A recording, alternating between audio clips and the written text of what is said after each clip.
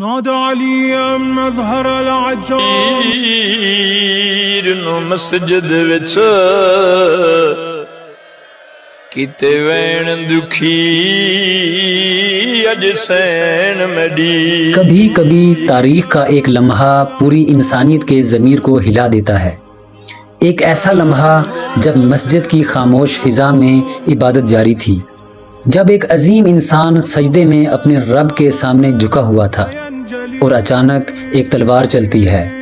یہ کوئی عام انسان نہیں تھا، یہ وہ شخصیت تھی جس کے بارے میں کہا جاتا ہے کہ اس کا علم سمندر کی طرح گہرا اور اس کا انصاف پہاڑ کی طرح مضبوط تھا. یہ تھے علی ابن ابی طالب، وہ انسان جنہوں نے بچپن سے لے کر اپنی شہادت تک اسلام، عدل اور انسانیت کی خدمت کی. لیکن سوال یہ ہے، آخر ایسا کیا ہوا کہ ایک عظیم رہنما کو نماز کی حالت میں شہید کر دیا گیا؟ کون تھا وہ شخص جس نے یہ حملہ کیا؟ اور مولا علی علیہ السلام کی زندگی ہمیں آج کیا سبق دیتی ہے؟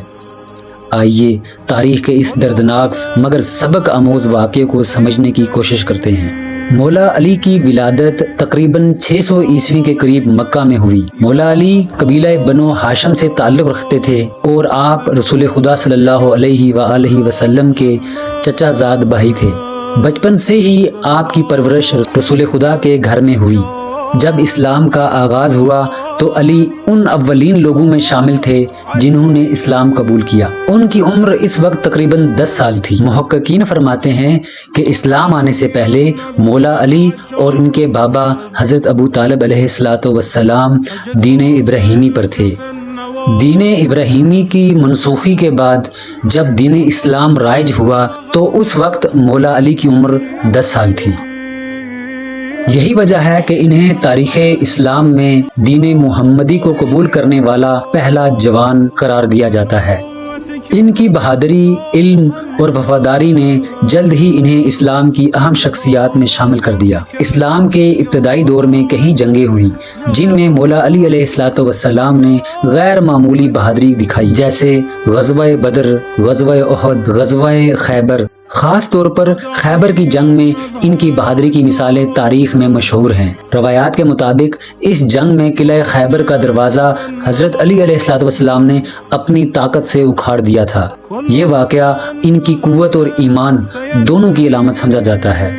جب مولا علی علیہ السلام ظاہری خلافت پر براجمات ہوئے تو ان کی حکومت کا سب سے نمایاں پہلو عدل و انصاف تھا. وہ حکمران جس کو دیکھ کر اور مولا علی علیہ السلام کی زندگی پر تحقیق کرنے کے بعد مصطفیٰ جمال المعروف جمال الدین افغانی وہ کہتے ہیں کہ قتل علی علیہ آلاف و تحیت و ثنا فی محراب المسجد لشدت عدلہ، کہ مولا علی کو جو محراب مسجد میں شہید کیا گیا ہے اس کی وجہ عدل کی شدت تھی.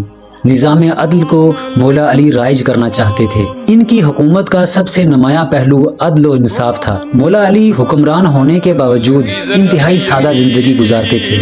تاریخ میں آتا ہے کہ وہ رات کے وقت خود غریبوں کے گھروں تک کھانا پہنچاتے تھے. ان کا ماننا تھا کہ حکمران کا اصل فرض طاقت نہیں بلکہ انصاف قائم کرنا ہے. مولا علی کے دور خلافت میں سیاسی اختلافات بہت زیادہ تھے. اسی دوران ایک گروہ جسے تاریخ میں خارجی کہا جاتا ہے آپ کا مخالف بن گیا. یہی گروہ بعد میں ایک ایسی سازش میں شامل ہوا جس نے اسلامی تاریخ کا رخ بدل دیا.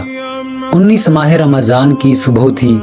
مولا علی مسجد میں نماز پڑھنے کے لیے آئے. یہ مسجد کوفہ تھی. مولا علی جیسے ہی سجدے میں گئے تو ایک شخص نے زہر آلود تلوار سے حملہ کر دیا. اس حملہ آور کا نام ابن ملجم تھا. اس حملے کے بعد مولا علی شدید زخمی ہو گئے. روایات کے مطابق اس وقت ان کے الفاظ تھے، رب کعبہ کی قسم میں کامیاب ہو گیا، فزت برب الکعبہ. 2 دن بعد 21 ماہ رمضان کو مولا علی شہید ہو گئے. اپنی زندگی کے آخری لمحات میں بھی مولا علی نے لوگوں کو عدل، تقوی اور انسانیت کی تعلیم دی.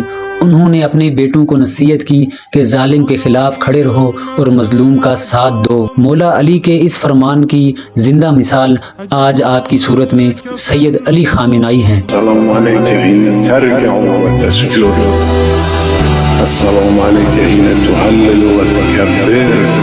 مولا علی کی زندگی ہمیں یہ سکھاتی ہے کہ اصل طاقت تلوار میں نہیں بلکہ انصاف میں ہوتی ہے۔ ان کی زندگی اور شہادت دونوں ہمیں یاد دلاتی ہیں کہ عدل اور حق کی راہ ہمیشہ آسان نہیں ہوتی، لیکن یہی راستہ انسان کو تاریخ میں زندہ و جاوید بنا دیتا ہے۔